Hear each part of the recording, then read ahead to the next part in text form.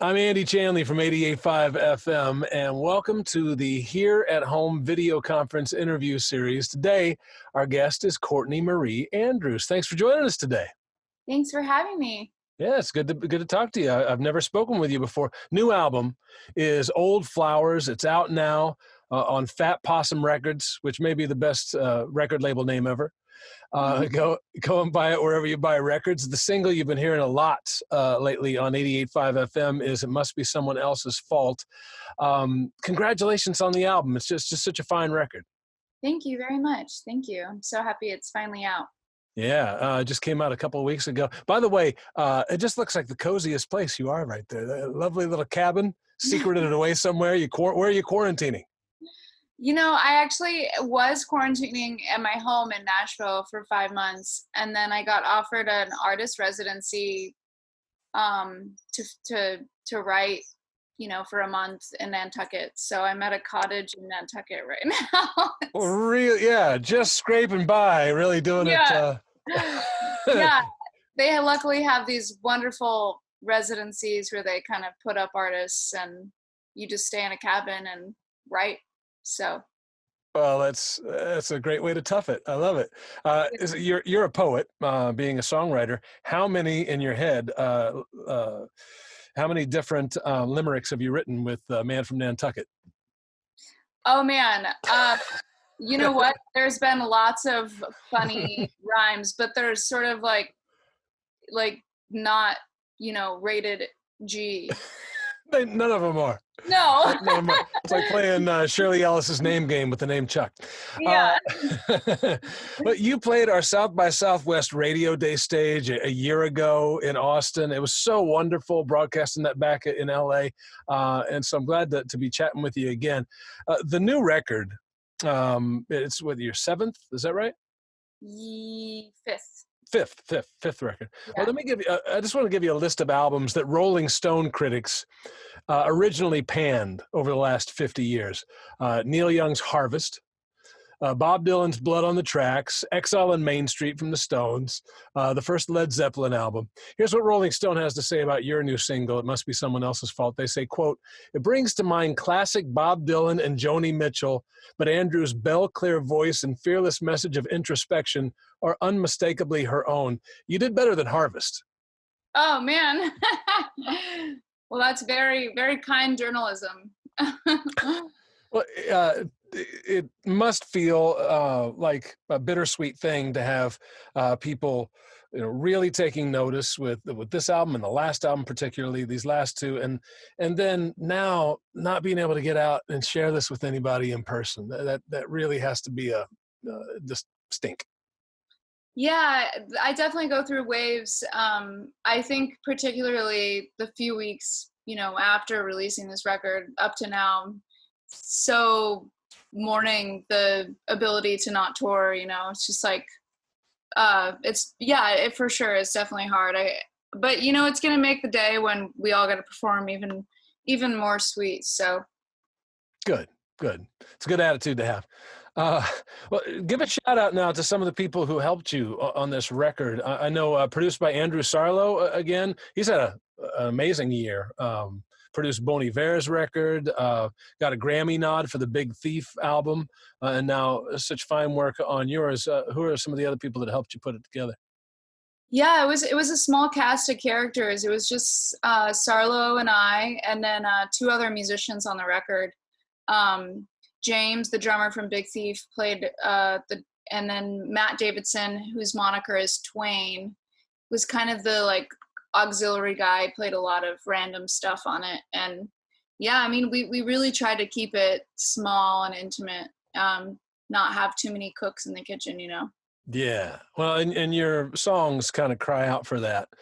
There's a confessional quality to a lot of the music that you make, and so having a big ensemble doesn't make artistic sense.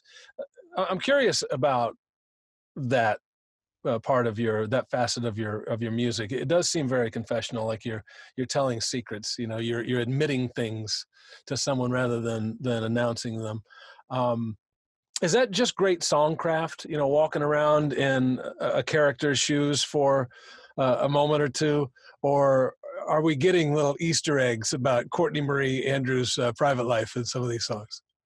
Well, in records prior, I've really tried to push myself as a writer and write from other people's point of view. I think with this record, I sort of surrendered to the personal song because I so needed it in my personal life, and to get through, last year writing these songs was just, it was such a cathartic experience. And so I sort of surrendered to that as a writer, because I feel like often it feels like an easy scapegoat, to do the personal thing in some strange way in my mind. But honestly, it just was the right thing to do at this moment. So yeah, these songs are very close to me. I just caught on something that you said there. You said to get through last year. Everybody almost universally says that 2020 sucks. Did you have an untoward 2019? Well, in some ways, 2019 was such an amazing year career-wise. I mean, got to play with so many heroes, and just the schedule and where I kind of landed every month was this new exciting adventure. But yeah, just went through a lot of personal changes. Sort of ended a 9-year relationship that lasted my whole 20s, and moved to Nashville, like way across country. I've mostly lived out west my whole life. So yeah, it was just a really transformative year. And so songs, sort of helped during that time. But, obviously now is even crazier year. So, yeah, it just keeps coming. COVID sucks, turns out. Yeah. How are you dealing with the disappointment? I mean, you're writing and you're pouring it into some of your music, but are there other ways that maybe you're sublimating your disappointment with this? Are you gardening? Are you reading books? Is it edibles? What's your secret to dealing with it right now? Well, I definitely had my fair share of wine and joints during this, but yeah, I feel like I'm only human. Some days are better than others. I feel like, I've talked to a lot of artist friends. Some people can't create at all during this time. Some people are very fruitful. I feel like, strangely been very creative, but been writing a lot of poetry and painting a lot. It's like everything I make it feels very obscure at the moment. Like it feels abstract and strange. And I think it's because like the times are so uncertain. And so it feels like everything I've been creating is very abstract. So yeah, I've just been sort of using creativity and writing poems, the occasional song as a way to sort of cope. But yeah, some days are just horrible and then other days are wonderful. It's just the waves of the pandemic. Yeah. How would you characterize your painting? I don't know. I'm such an amateur. I actually was raised by painters, funnily enough, but I sort of strayed away from it because when you're constantly, measuring your work up to people who've been doing it their whole lives, it gets really hard. But I've just really fallen in love with it. I'd say, a little bit abstract. My favorite painter is Marc Chagall, so I definitely have taken some like tips from him. Very bright colors and sort of impressionists. Yeah. I hope we get to see some of that at some point. There are, a number of rockers who paint. John Mellencamp comes to mind. Ron Wood is a terrific painter. Rolling Stones. So you already have your next phase of artistic endeavor laid out for you. Tell me about your first guitar.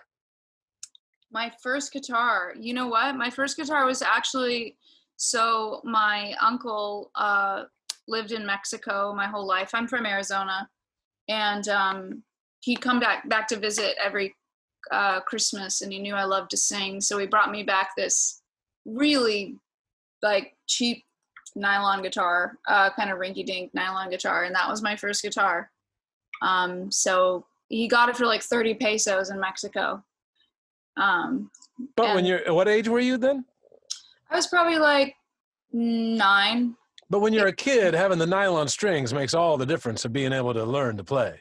It does, but it actually wasn't the guitar I learned on, because another funny story, I was a child and wasn't raised by musicians, so I broke a string and was convinced that I'd broken the guitar. And I'd somehow convinced my mom that I'd broken it too. And so a couple years down the line, for Christmas, she got me like this thing called a Fender Strat Pack. It's, this really cheap, they give you like a Fender Squire guitar and a little amp. And I learned on that guitar. The Guitar Center special. Yeah, exactly. Yeah. She worked at Target or Walmart, and I think they like sold them there one of those years. And yeah, anyways. That's great. So, yeah. Tell us something we don't know about you. If you weren't making music right now, you just started painting, so you can't use that one. But looking back at your life and what you thought you'd be when you were in school, if you weren't making music right now, what do you think we'd find you doing? I think I always thought that I'd probably be an author. I'm actually working. It's funny we kind of got on the subject of painting, but really what I have been working on full time during this is my first collection of poems, which is going to be released next spring. Nice. And so I feel like, my first loves were writing and singing, and I probably would have been an author, probably would have written, fiction and, yeah. Hey, earlier you said you got to play with a lot of your heroes this last year. Who are some of those people? Well, insane. So the beginning of last year, I did a string of dates with John Prine, which is, and also, I did my Grand Ole Opry debut with him actually New Year's Eve this year. And so yeah, that was obviously a huge loss and just so devastating. I also shared the stage with Dolly Parton for the first all-female headlining Newport Folk Fest, and me and 20 other songwriters got on stage with her and sang 9 to 5, and that was just obviously insane. Yeah, Mavis Staples. I mean, last year was in so many ways kind of a dream maker type year. So, well, if you're gonna drop names, Dolly Parton and John Prine and Mavis Staples they're pretty good ones. Pretty good ones. I not to drop any names, but those are the ones you want to use. John Prine, personal hero of mine. We could spend a whole interview talking about him. But when I talked to Amanda Shires last year, she was talking about working with him, and I said, "Did he give you any advice?" And she goes, "Yeah." He said, "Be yourself when you're on stage. Be yourself when you're off stage." And it just seemed so true blue and rang true for the image that most of us have of him. I'm glad that you at least got the chance to spend some time with him and work with him. That's great. Yes, that is so true of him too. That quote could not be any more authentic. So. Well, I really enjoyed this. Do me a favor and swear on a stack of Bibles that when you come out to LA, you're going to spend some time in the studio and play us some songs, because we'd really love to have you in again and be part of the station when all of this COVID nonsense allows us to. But everybody watching this, go out and get the new record, Old Flowers. It's fantastic. And we'll keep playing It Must Be Someone Else's Fault and more of your music on 88.5 FM. Courtney Marie Andrews, thanks for joining us today. Thank you so much for having me.